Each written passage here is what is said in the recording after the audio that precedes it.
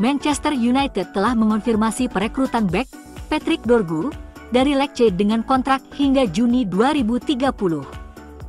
Pemain internasional Denmark itu menjalani pemeriksaan medis dengan setan merah pada hari Sabtu, dan kedatangannya di Old Trafford kini telah dikonfirmasi, dengan pemain berusia 20 tahun itu menjadi rekrutan kedua Man United pada bursa transfer Januari.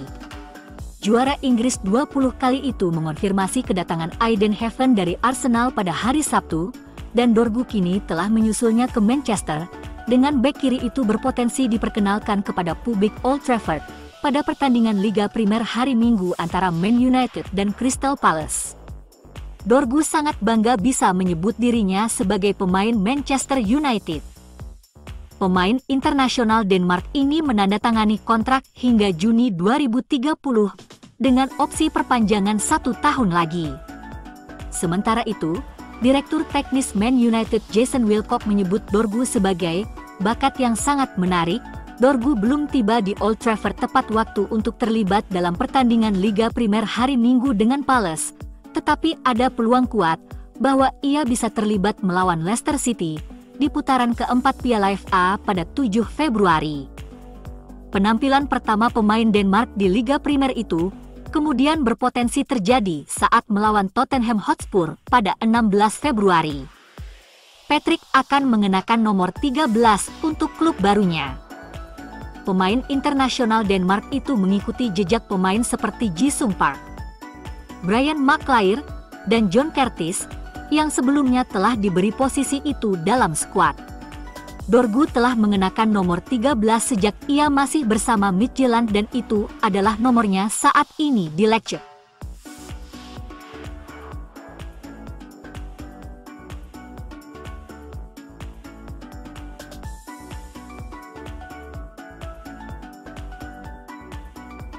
Pelatih kepala Manchester United, Ruben Amorim, dikabarkan lebih memilih bek muda Bournemouth, Dean Huijsen, disbanding sesama bek muda Jarrad Brandtwaite. Pemain asal Belanda itu merupakan produk muda Malaga yang direkrut Juventus pada tahun 2021. Meski mendapat ruang terbatas di lapangan asuhan Max Allegri musim lalu, mantan bos Bianconeri itu tetap terkesan dengan kehebatan dan ketenangan bek tengah itu di lini belakang, yang merupakan sifat yang tidak biasa bagi seorang remaja. Huijsen memasuki permainan dengan tenang dan kalem. Dia tidak pernah memainkan umpan yang rumit dan tidak pernah menyulitkan rekan setimnya, kata Allegri. Dia membaca permainan seperti pemain hebat. Dia melakukan hal-hal seperti Ciro Ferrara. Huijsen akhirnya merampungkan kepindahannya ke Bournemouth yang menghabiskan 12,4 juta pound untuk jasanya musim panas lalu. Pemain berusia 19 tahun itu kini telah mengukuhkan dirinya sebagai salah satu pemain terbaik di Liga Primer Inggris dan bahkan berhasil mencetak gol pembuka untuk Cherries dalam kemenangan 3-0 mereka di Old Trafford pada bulan Desember. Amorim melihat cukup banyak hal untuk diyakinkan oleh potensi besar sang pemain. Ia yakin mantan pemain Juventus itu akan dengan mudah mengisi rencana taktisnya berkat sentuhan elegan dan pembacaan yang sempurna. Manajemen United juga menganggap Huijsen sebagai profil yang tepat untuk melengkapi lini pertahanan yang akan membutuhkan darah muda. Dengan Victor Lindelof dan Jonny Evans yang akan segera hengkang musim ini.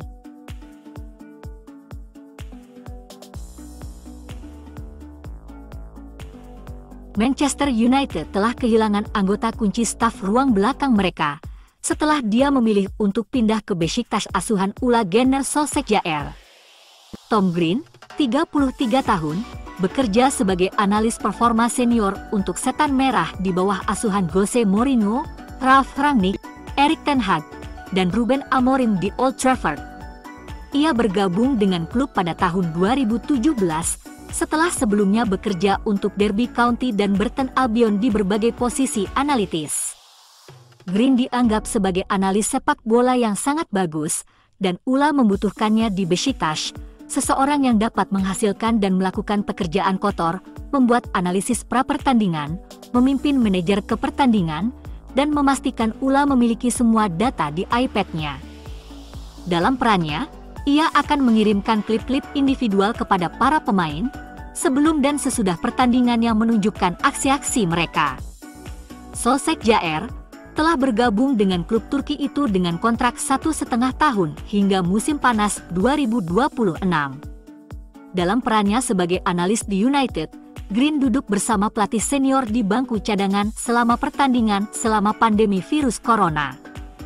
Ia disebut-sebut sangat dihormati di Old Trafford dan diyakini telah memberikan dampak positif di klub tersebut, tetapi belum diketahui apakah Amorim akan memilih untuk menggantikannya.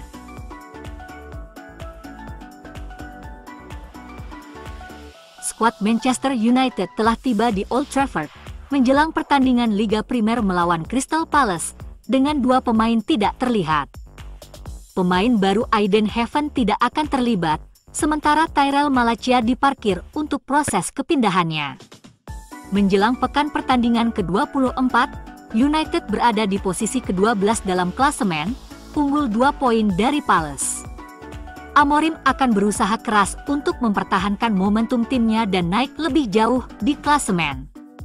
Old Trafford telah menjadi tantangan bagi United dalam beberapa bulan terakhir, dengan beberapa kekalahan liga di kandang sendiri.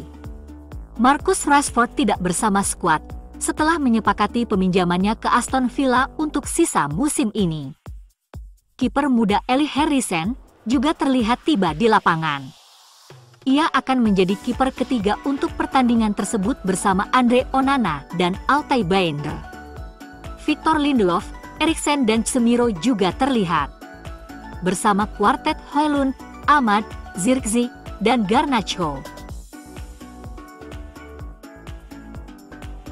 Menjelang pertandingan Palace, Amorim telah membuat 6 perubahan dari kemenangan 2-0 Liga Eropa atas FCSB. Altay Baynder telah menjadi starter dalam 2 pertandingan Eropa terakhir. Ia menggantikan Andre Onana, yang telah menjadi starter yang tak terbantahkan di Liga musim ini. Di lini belakang, Harry Maguire dan Leny Yoro masuk ke dalam starting 11 untuk bermitra dengan Lisandro Martinez. Matthijs de Ligt berada di bangku cadangan. Noussair Mazraoui menjadi starter di bek sayap kanan hari ini, dengan Diogo Dalot di sisi yang berlawanan. Di lini tengah, Toby Collier telah digantikan oleh Manuel Ugarte. Kapten Bruno Fernandes akan mendampingi bintang Uruguay itu di jantung lini tengah. Kobbie Mainoo kembali di posisi nomor 10 di kanan, dengan Alejandro Garnacho di kiri. Christian Eriksen turun ke bangku cadangan. Yang mengejutkan, Amad Diallo dipasang sebagai penyerang tengah, menggantikan Rasmus Højlund dan Joshua Zirkzee, yang tampil kurang meyakinkan di lini depan musim ini. Diallo mendapat kesempatan untuk bermain dari posisi nomor 9 palsu melawan Palace.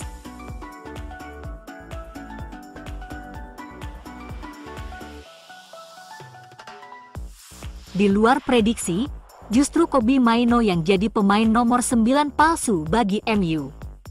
Di babak pertama, MU tampil menyerang dengan mencatat 10 upaya tembakan, meski tanpa satu pun tepat sasaran. Mantan kiper MU, Dean Henderson, nampak tidak bekerja keras meski tekanan dari Ahmad dan Garnacho membuatnya sempat salah umpan. Strategi Amorim menempatkan Aino di posisi striker kurang berjalan baik akibat seringnya salah paham, baik dengan kedua bek sayap maupun kedua pemain nomor 10. Alhasil kedua tim bermain imbang tanpa gol di babak pertama. Di babak kedua, Amorim masih ngotot dengan strateginya. Palace, sebaliknya memasukkan Eberechi Eze yang lebih dinamis, menggantikan Kamada. Hasilnya, Palace unggul dari umpan Eze yang disundul Mateta. Licha mengalami cedera parah sehingga digantikan De Ligt. Walhasil, Mateta kembali mencetak gol dari lubang yang ditinggal Licha. Ketinggalan 2 gol, MU coba mengejar. Namun, Palace sudah terlanjur parkir bus di belakang. MU pun mengalami kekalahan ke-11 musim ini, dan bersaing di zona degradasi lagi.